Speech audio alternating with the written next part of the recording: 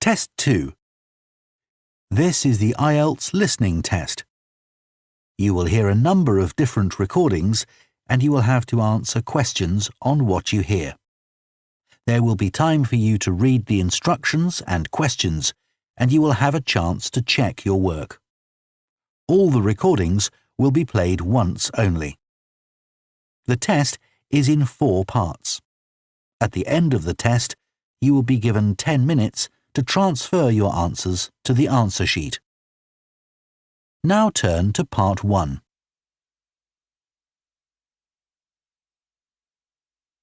Part 1. You will hear a woman phoning a company that converts old photographs to digital format. First, you have some time to look at questions 1 to 3.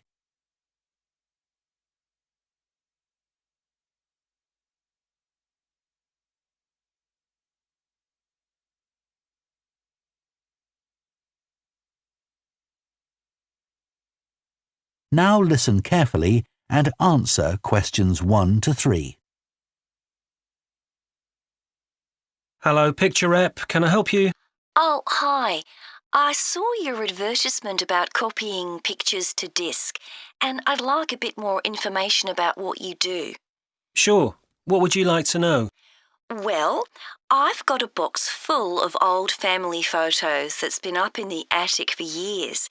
Some of them must be 50 or 60 years old, and I'd like to get them converted to digital format. Sure, we can do that for you. Right. And what about size?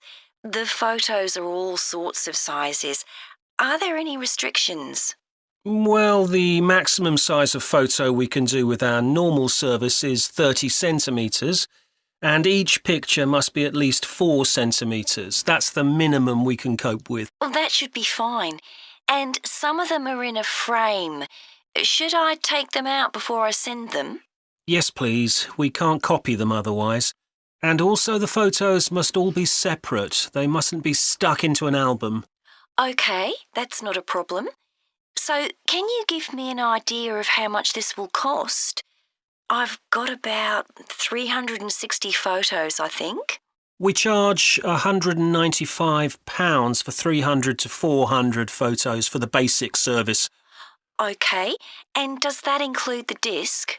Yes, 1 disc, but you can get extra ones for £5 each. That's good. So do I need to pay when I send you the photos? No, we won't need anything until we've actually copied the pictures. Then we'll let you know how much it is, and once we've received the payment, we'll send the parcel off to you. Right. Before you hear the rest of the conversation, you have some time to look at questions 4 to 10.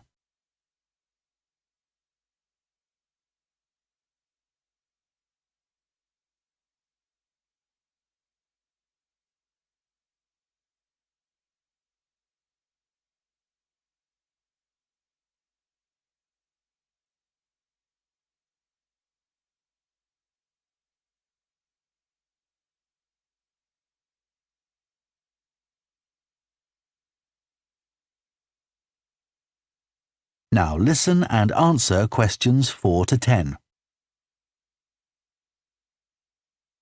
Is there anything else you'd like to ask about our services? Yes, I've roughly sorted out the photos into groups, according to what they're about. So can you keep them in those groups when you copy them? Sure, we'll save each group in a different folder on the disk, and if you like, you can suggest a name for each folder. So I could have one called Grandparents, for instance. Exactly. And do you do anything besides scan the photos? Like, can you make any improvements? Yes, in the standard service, each photo is checked and we can sometimes touch up the colour a bit or improve the contrast. That can make a big difference. OK, and some of the photos are actually quite fragile. They won't get damaged in the process, will they? No, if any look particularly fragile, we'd do them by hand. We do realise how precious these old photos can be. Sure. And another thing is we can make changes to a photo if you want. So if you want to remove an object from a photo or maybe alter the background, we can do that. Really? I might be interested in that. I'll have a look through the photos and see. Oh, and talking of fixing photos, I've got a few that aren't properly in focus. Can you do anything to make that better? No, I'm afraid that's one thing we can't do. Okay. Any other information I can give you? How long will it all take? We aim to get the copying done in 10 days. Fine. Right, well, I'll get the photos packed up in a box and post them off to you. Right. If you've got a strong cardboard box, that's best. We've found that plastic ones sometimes break in the post. Okay. Right, thanks for your help. Bye. Bye. That is the end of part 1. You now have half a minute to check your answers to part 1.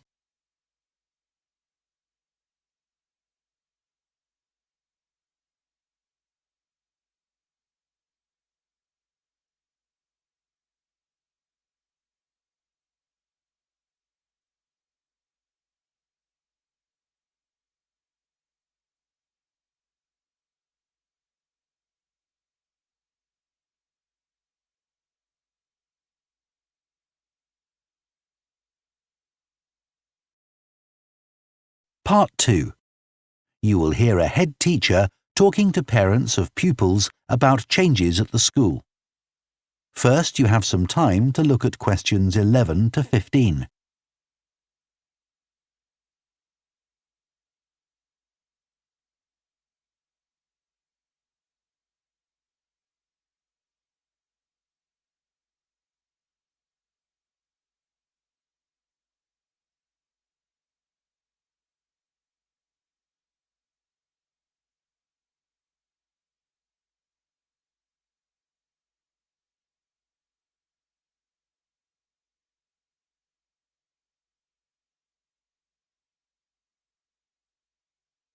Now listen carefully and answer questions 11 to 15.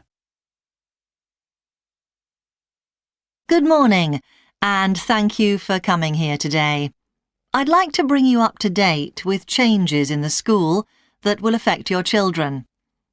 As you know, the school buildings date from various times, some from the 1970s, some from the last 5 years, and of course, Dartfield House is over a century old.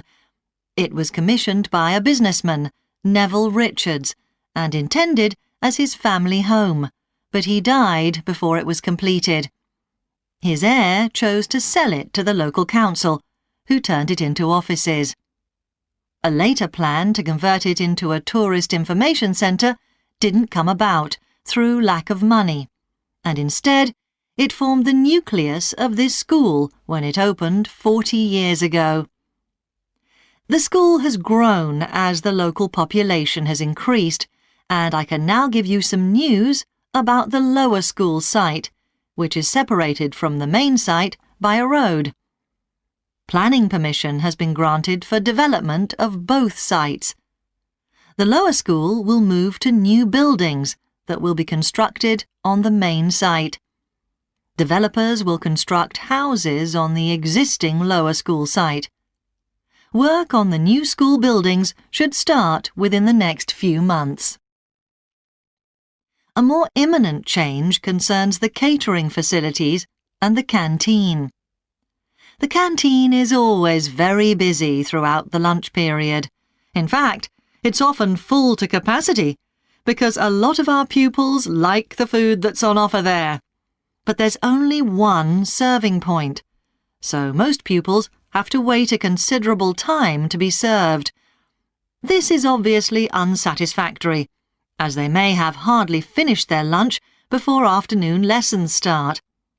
So, we've had a new food hall built, and this will come into use next week. It'll have several serving areas, and I'll give you more details about those in a minute. But one thing we ask you to do to help in the smooth running of the food hall is to discuss with your children each morning which type of food they want to eat that day, so they can go straight to the relevant serving point. There won't be any junk food. Everything on offer will be healthy, and there's no change to the current system of paying for lunches by topping up your child's electronic payment card online. You may be wondering what will happen to the old canteen. We'll still have tables and chairs in there, and pupils can eat food from the food hall or lunch they've brought from home. Eventually, we may use part of the canteen for storage, but first, we'll see how many pupils go in there at lunchtime. Before you hear the rest of the talk, you have some time to look at questions 16 to 20.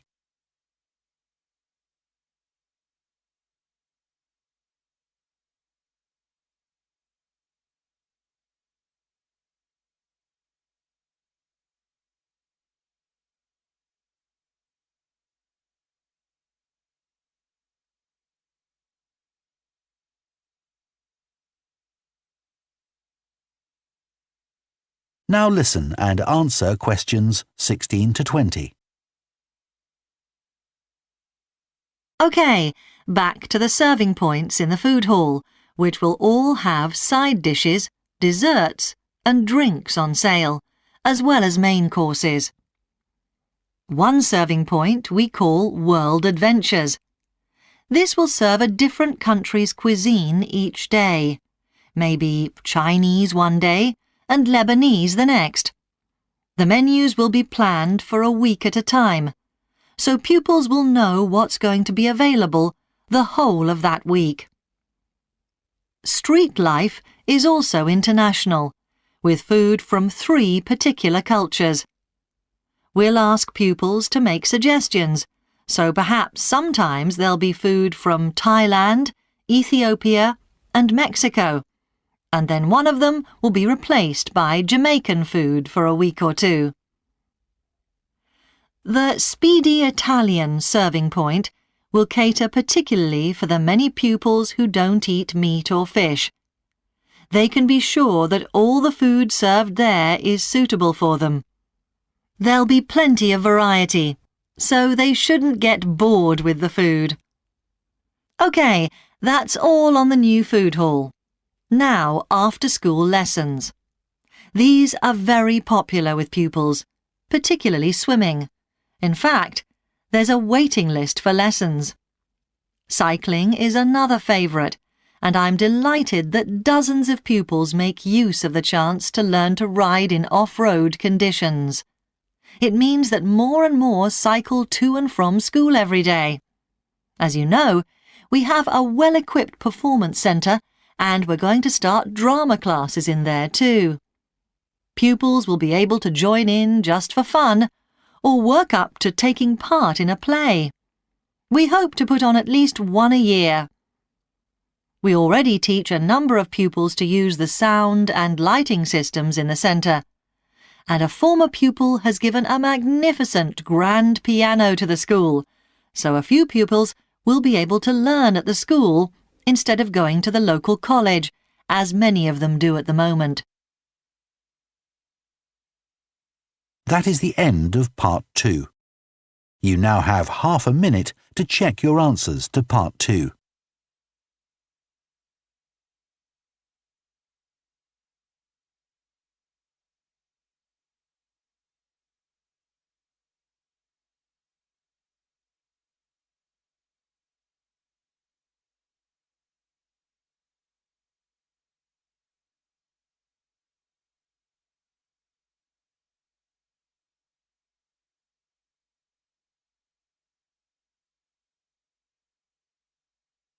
Part 3. You will hear 2 psychology students, called Luke and Susie, discussing their assignment on sleep and dreams. First, you have some time to look at questions 21 to 24.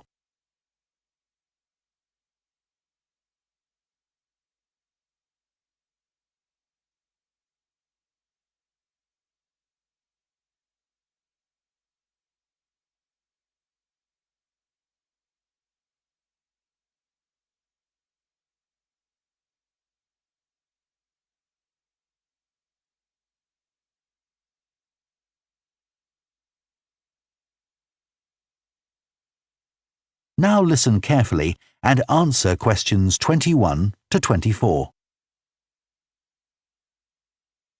So, Luke, for our next psychology assignment, we have to do something on sleep and dreams. Right. I've just read an article suggesting why we tend to forget most of our dreams soon after we wake up. I mean, most of my dreams aren't that interesting anyway. But what it said was that if we remembered everything, we might get mixed up about what actually happened and what we dreamed. So it's a sort of protection. I hadn't heard that idea before. I'd always assumed that it was just that we didn't have room in our memories for all that stuff. Me too. What do you think about the idea that our dreams may predict the future? It's a belief that you get all over the world. Yeah, lots of people have a story of it happening to them.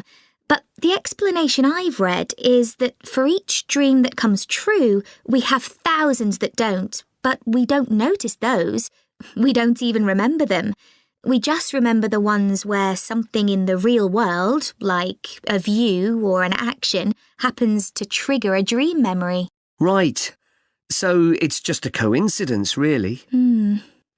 Something else I read about is what they call segmented sleeping. That's a theory that hundreds of years ago, people used to get up in the middle of the night and have a chat or something to eat, then go back to bed. So I tried it myself. Why? Well, it's meant to make you more creative. I don't know why, but I gave it up after a week. It just didn't fit in with my lifestyle. But most preschool children have a short sleep in the day, don't they? There was an experiment some students did here last term to see at what age kids should stop having naps, but they didn't really find an answer. They spent a lot of time working out the most appropriate methodology, but the results didn't seem to show any obvious patterns. Right. Anyway, let's think about our assignment. Last time I had problems with the final stage, where we had to describe and justify how successful we thought we'd been. I struggled a bit with the action plan too. I was okay with the planning, but I got marked down for the self-assessment as well. And I had big problems with the statistical stuff. That's where I really lost marks. Right. Before you hear the rest of the discussion, you have some time to look at questions 25 to 30.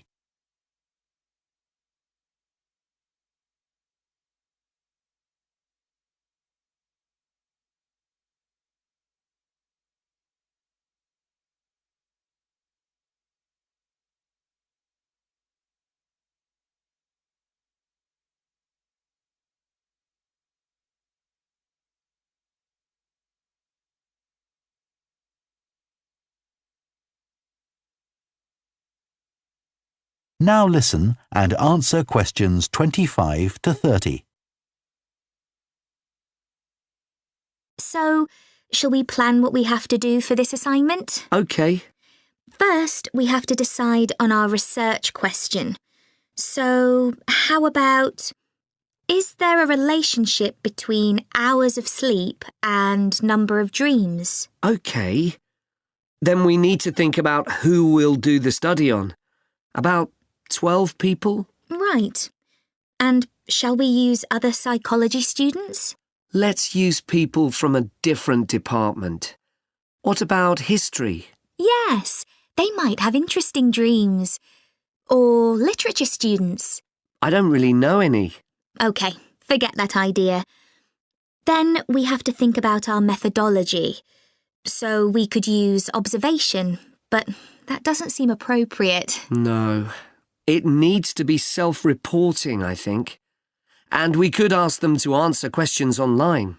But in this case, paper might be better, as they'll be doing it straight after they wake up. In fact, while they're still half asleep. Right. And we'll have to check the ethical guidelines for this sort of research. Because our experiment involves humans, so there are special regulations. Yes. I had a look at those for another assignment I did. There's a whole section on risk assessment and another section on making sure they aren't put under any unnecessary stress. Let's hope they don't have any bad dreams. Yeah. Then, when we've collected all our data, we have to analyse it and calculate the correlation between our two variables. That's time sleeping and number of dreams. And then present our results visually in a graph. Right, and the final thing is to think about our research and evaluate it. So that seems quite straightforward. Yeah. So now let's get started. That is the end of Part 3. You now have half a minute to check your answers to Part 3.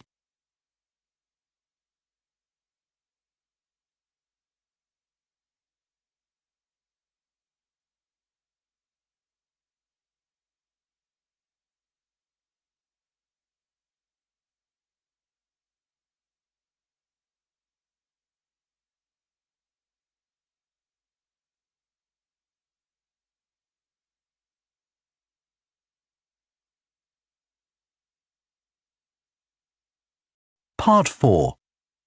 You will hear a sports science student giving a presentation on the health benefits of dance. First, you have some time to look at questions 31 to 40.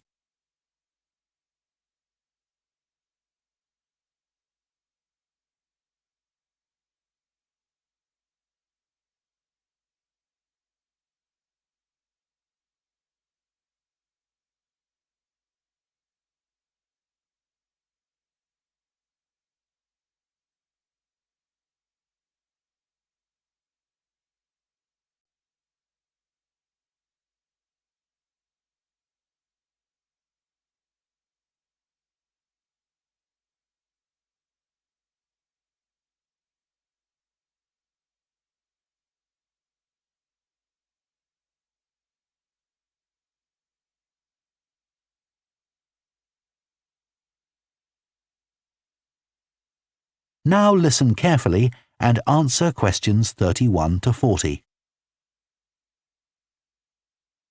Dancing is something that humans do when they want to have a good time. It's a universal response to music found in all cultures. But what's only been discovered recently is that dancing not only makes us feel good, it's also extremely good for our health. Dancing, like other forms of exercise, releases hormones, such as dopamine, which make us feel relaxed and happy. And it also reduces feelings of stress or anxiety. Dancing is also a sociable activity, which is another reason it makes us feel good. One study compared people's enjoyment of dancing at home in front of a video with dancing in a group in a studio. The people dancing in a group reported feeling happier, whereas those dancing alone did not. In another experiment, university researchers at York and Sheffield took a group of students and sent each of them into a lab where music was played for 5 minutes. Each had to choose from 3 options: to sit and listen quietly to the music, to cycle on an exercise bike while they listened, or to get up and dance. All were given cognitive tasks to perform before and after. The results showed that those who chose to dance showed much more creativity when doing problem-solving tasks. Dr. Lovett at the University of Hertfordshire believes dance could be a very useful way to help people suffering from mental health problems. He thinks dance should be prescribed as therapy to help people overcome issues such as depression.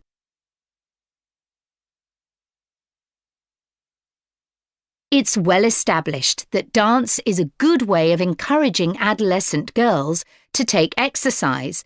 But what about older people? Studies have shown that there are enormous benefits for people in their 60s and beyond. One of the great things about dance is that there are no barriers to participation. Anyone can have a go, even those whose standard of fitness is quite low. Dance can be especially beneficial for older adults who can't run or do more intense workouts, or for those who don't want to. One 2015 study found that even a gentle dance workout helps to promote a healthy heart. And there's plenty of evidence which suggests that dancing lowers the risk of falls, which could result in a broken hip, for example, by helping people to improve their balance. There are some less obvious benefits of dance for older people too. One thing I hadn't realised before researching this topic was that dance isn't just a physical challenge. It also requires a lot of concentration, because you need to remember different steps and routines. For older people, this kind of activity is especially important because it forces their brain to process things more quickly and to retain more information. Current research also shows that dance promotes a general sense of well-being in older participants, which can last up to a week after a class. Participants report feeling less tired and having greater motivation to be more active and do daily activities such as gardening or walking to the shops or a park. Ballroom or country dancing, both popular with older people, have to be done in groups. They require collaboration and often involve touching a dance partner, all of which encourages interaction on the dance floor. This helps to develop new relationships and can reduce older people's sense of isolation, which is a huge problem in many countries. I also looked at the benefits of Zumba. 15 million people in 180 countries now regularly take a Zumba class, an aerobic workout based on Latin American dance moves. John Porcari, a professor of exercise and sports science at the University of Wisconsin, analysed a group of women who were Zumba regulars and found that a class lasting 40 minutes burns about 370 calories.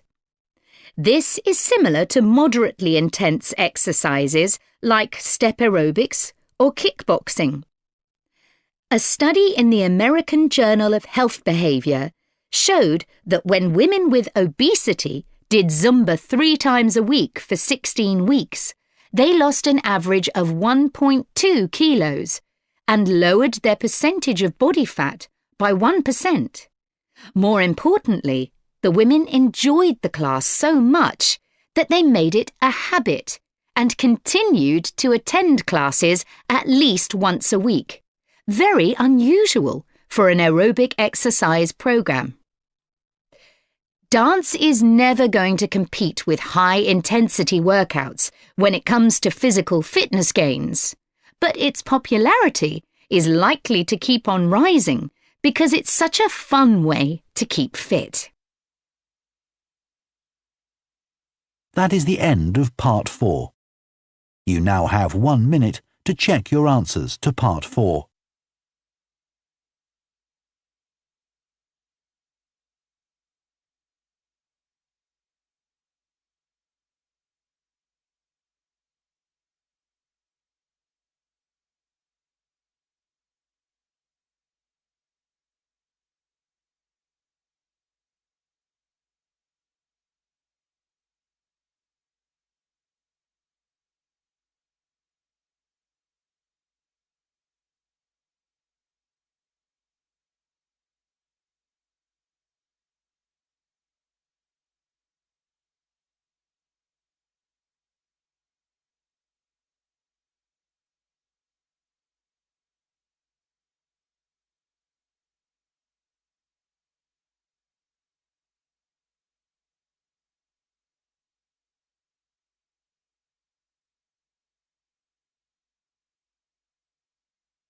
That is the end of the listening test.